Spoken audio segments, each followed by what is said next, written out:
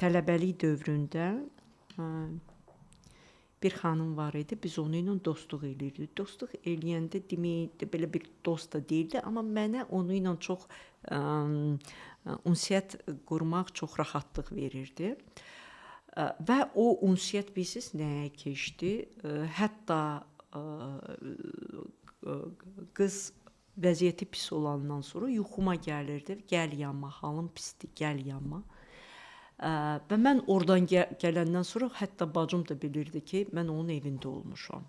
Sən yenə onun evinə getmirsən. Yəni o qədər dərdli gəlirdim. Onda içmə hoptururdum da, Fuad hopturan kimi. Onda o məsafəni qoya bilmirsən də. Yəni ki, sən impat olaraq götürürsən, xalqın ağırlığın özün çökürsən. Bu da düzgün deyil. İnsan onda yəni ki, çöküb də ölə də bilər. Bir çox həkimlərdə bu. Hə, yəni ki, burada bunun üzərində işləmək lazımdır ki, yəni ki, bu tək həkimlər deyil. Bu manikyur işçiləridir, pedikyur eləyən qadınlar, saç ustaları. Niyə? Onlar insanların əllərinə, sırf əlinə, ayaqlarına toxunurlar və burada insanın mənfi enerjisi yerləşib. Və onlar əllərini verdikcə, onlar əllərlə işlədikcə, onlar bütün mənfi enerjisini içinə götürürlər. Və o insan hətta o saç ustasına, o deyir ki, bütün qeybəti bilmək istəyirsənsə, bərbərxanaya get. Yəni ki, orada o saçına əl vurduqca insan başlayır danışmağa. Yəni o elə belə deyil. Və o insana, o bərbərə, yəni ki, manikyur ustasına, pedikyur ustasına danışdıqca o ağırlığının özü istər-istəməz tökür o insanın üstünə və burada qorunmaq lazımdır. Bu insanlara çoxsu yoqada təsəvvür eləyin ki, kiprik ustasıdır, saç ustasıdır, yəni ki, manikyur eləyən qadınlar da onlar çox pis vəziyyətdə qalırlar və burada yəni ki, insanlar nə kimi onu qorunmağı. Neysə, o tərəfə keçdim. Qayıdıram o qıza. Qız yuxuma gəlirdi ki, gəl yanıma. Mən artıq qorxurdum onun yanına getməyə. Ona görə ki, bir həftə özümə gələ bilmirdim o qız danışdı. Qızın çox ağır həyatı var idi. Bir gün o çağırır məni, sevdiyi bir oğlan var idi. 10 il ərzində bir-birinə o vaxtı məktub yazırdılar, poçtla filan beşməkən. Nəysə, bu bir qalaq verdi mənə ki, sən çox yaxşı hiss eləyirsən. Bir oxu gör bu insanın mənə qarşı nə hissləri var. Oğlan ayrı bir ölkədə, SSR ölkəsində yaşayırdı və mən onları oxuduqca dedim, dedi ki, mən bu bütün məktubları sənə etibar eləyirəm. Oxu, hiss elə bu insan mənə qarşı nədir də, mən bu 10 ildir əziyyət çəkirəm də, bu insanı gözləyirəm. Oğlan evləndi də, yaşayır da, amma bu qız nə həyatını qura bilmir, nə bir şey, hələ o məqamda qalıb. Oxuyandan sonra deyirəm, icazə verirsən mən indi nəyi hiss elədim sənə dedi, hə, deyirəm, oğlan heç vaxtı səni sevməyib. Sadəcə sən deyirəm, çox gözəlsən. O, sən sanatoriya olduğu vaxtı gözə görümlüydün. O sənə, yəni ki, o bir qəşəng ruçkadır, ələ keçirdib, istifadə eləyib və o məqamı yaşayıb. Hətta deyirəm ki, mən bu məktubları oxuduqca hiss edirəm ki, o Puşkinin, Lermontovun sözlərini oğurlayıb sənə istifadə edib. Hətta onun sənə qarşı öz sözü də yoxdur.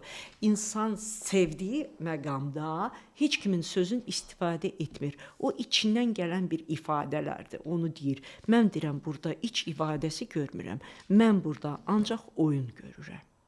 Bağışla məni. Onda qız belə dondu qaldı. Dedi, çox sağ ol həqiqətə görə. Bu həqiqəti mən eşitməli idim. Mənə vaxt ver ki, mən bunu həzm eləyə bilim. Mən 10 ildir bu əzab çəkirəm. Qız dərin depressiyaya düşmüşdü. Dərmanlarla o vəziyyətdən çıxardırdılar. Qızı çox ağır vəziyyətlərdən keçib. Neysə, bir gün bir də çağırır qız məni. Deyirəm, yuxularda görürdüm. Deyirdi, gəl. O nə elə gelmir. Elə tustaq aparırdılar məni. Artıq o vəziyyətdə gedirdim o qapısına. Bir dəfə qapını açanda deyirəm, mən 3 gündür səni çağırıram, niyə gəlmirsən? Deyirəm, gəldim. Elə bir başımı indi kəsəcəklər. Neysə, gələndə bir də gördüm ki, deyir ki, mən bütün dəftərləri, bütün yazdığı məktubları cırdım, amma atmağa halım yoxdur. Bunu zəhmət olmasa at. İnandırım sizi, bu boyda paketi idi. Mən bütün şəhəri gəzirdim ki, bu zibillikdə atmayım, o biri zibillikdə atım. Birdən kimsə bunu oxuyar, o həyatıdır da. Qoy bir İnandırım sizi, mən 28-dən düz sahil metrosuna gedib zibil qutusu axtarırdım. Ürəyim də gəlmirdi atmağa. Niyə 10 ildə yaşadığı hisslər idi. Hə, həqiqətən o qadın, o qıza görə çox həyəcanlı idim və mən o sahilə gedənə kimi ancaq ağlayırdım. Təsəvvür eləyin ki, nə həyəcan keçirtmişəm. Nəysə, uzun sözün qısası praktika idi. Bir də görəm o qız gəlir yanıma və deyir: "İradə, 3 dəfədən bil ki, mənim başıma nə gəlib." Mən döndüm dedim: "Sən ailə qurursan." Nə bildin?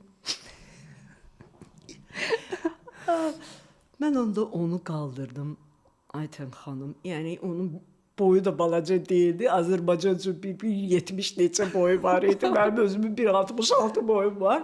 Mən onu o qədər qaldırdım, həyəcanımdan fırladırdım. Dedi, siz qoy da məni yerə, heç mənim balam o boyda